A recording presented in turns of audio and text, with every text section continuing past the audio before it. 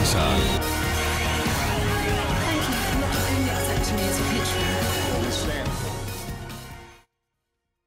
El presidente de Bolivia, Evo Morales, regresaba de Rusia a su país, tenía que hacer una escala y sobrevolar sobre todo el cielo español, pero en España aparentemente le negaron que pudiera aterrizar. Lo mismo pasó en Francia, donde no le permitieron el paso por el espacio aéreo, y terminó en Viena, en la capital de Austria, varias horas en un avión pequeño, que es el avión del presidente boliviano. Todo ello por cuenta de que se sospechaba que iba a llevar dentro del avión a Edward Snowden, el famoso soplón estadounidense que reveló el espionaje organizado por la Agencia Nacional de Inteligencia norteamericana. El Ricardo Patiño, el canciller boliviano, ha dicho que esto es una vergüenza. La OEA aparentemente se va a quejar, están convocados los mandatarios de UNASUR para protestar. Finalmente España permitió que Evo Morales pudiera pasar por territorio español. ¿Es esto una vergüenza? ¿En qué puede terminar esto? Esto está haciendo por lo menos dos cosas, o tres. Está haciendo una vergüenza, está haciendo un monumento a la hipocresía y está haciendo también una revelación de lo incómodo, o en términos mexicanos, la papa caliente que se está convirtiendo el tema de Snowden, a la que todo el mundo le está disparando. O sea, hoy va a ser un día sumamente interesante.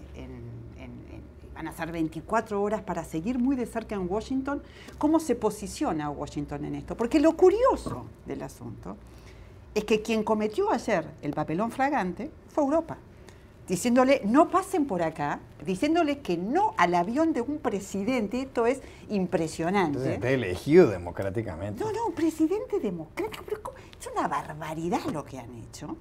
Pero lo curioso del asunto es que frente a esta torpeza monumental europea, la frase de la UNASUR que se está convocando es: la culpa la tiene Estados Unidos. O sea, hay unas carambolas en todo este billar, en toda esta felpa verde, impresionante. Están todos muy incómodos y ahora empieza el juego de fuerzas. Cometida la torpeza europea, con el fantasma norteamericano atrás, cómo se acomoda América Latina. Quiero ver cómo reacciona América Latina, quiero ver cómo reacciona Colombia, cómo reacciona El Salvador, cómo se va alineando Chile frente a este genuino reclamo de América Latina.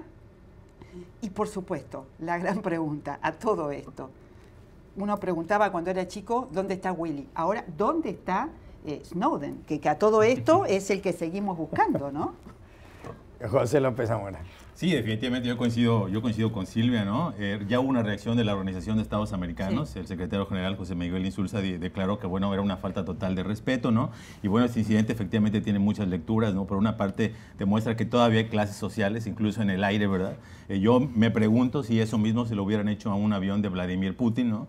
Que hubiera probablemente volado con Snowden, entre comillas. Obviamente yo creo que no hubiera sido la misma respuesta de esos países, si es que efectivamente se comprueba que le denegaron el espacio aéreo. Por otra parte, pues habla muy mal de los servicios de inteligencia de los Estados Unidos, porque el avión de Evo Morales no estaba en el mismo aeropuerto en el que se encontraba Snowden. Entonces tuvo que haber habido una transferencia. Yo no sé si nadie siguió, si asumieron que probablemente lo habían llevado, ¿no? Pero en todo esto obviamente sí, pues pone muy mal a luz, ¿no? La circunstancia actual de Snowden. Y un poco en relación con eso, ¿no? Yo conversaba justamente con un ex embajador mexicano, Arturo Sarucán, aquí en Washington, por esta circunstancia que ha habido, por las revelaciones de cómo es posible que esos servicios de inteligencia realmente pues, estuvieran espiando a muchas sedes, ¿no? Y él me comentaba, por ejemplo, aquí en la Embajada de Estados Unidos, de México en Washington, que ante esa percepción de que se opera, de que están siendo escuchados o leídos o todo al mismo tiempo, ellos establecieron, por ejemplo, un cuarto de guerra, un cuarto sin ventanas, hermetizado, con líneas telefónicas encriptadas. Cuando había acuerdos importantes se salían a la calle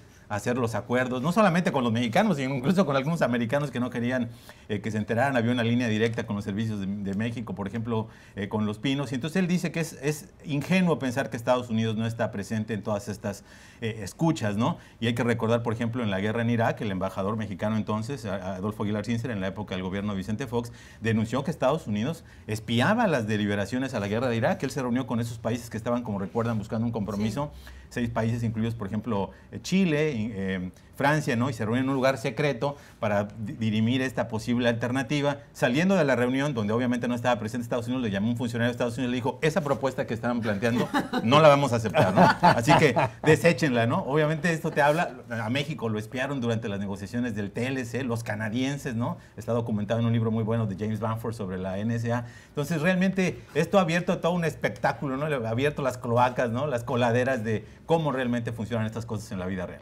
No es el colmo lo que le han hecho a Evo Morales, presidente Absolutamente. elegido democráticamente de un país soberano. ¿No será que se lo hicieron además, y voy a decirlo aunque suene políticamente incorrecto, porque es presidente de un país pobre y porque es un presidente indígena? Esto no se lo habrían hecho a otra persona. Bueno, porque no se puede defender realmente qué tipo de retaliación va a tener Bolivia con Europa o con Estados Unidos de comprobarse que fue Estados Unidos. Es un acto de agresión, pero más que nada es un acto de torpeza infinita porque no estaba Snowden y si estaba no lo encontraron. Entonces realmente fue una operación torpe y fracasada. Llama la atención lo siguiente, de alguna manera esto ha sido orquestado por los Estados Unidos, ¿verdad? Que ha convencido a los europeos que están bravos con Estados Unidos porque los están espiando, a que hiciera y adelantara esta operación y frenara un avión presidencial a entrar a su espacio aéreo. Eso quiere decir que Estados Unidos, bravos o no, todavía tenía tiene capacidad de maniobra sobre las decisiones que tome Europa. Ahora, después de esta vergüenza espantosa donde los europeos quedaron como los malos del asunto, la pregunta es ¿cómo va a ser la siguiente conversación de Europa con Estados Unidos? Señores, ustedes nos espían, nos hacen pasar una vergüenza espantosa y no encontramos a... Thank you for not only accepting me as a patron.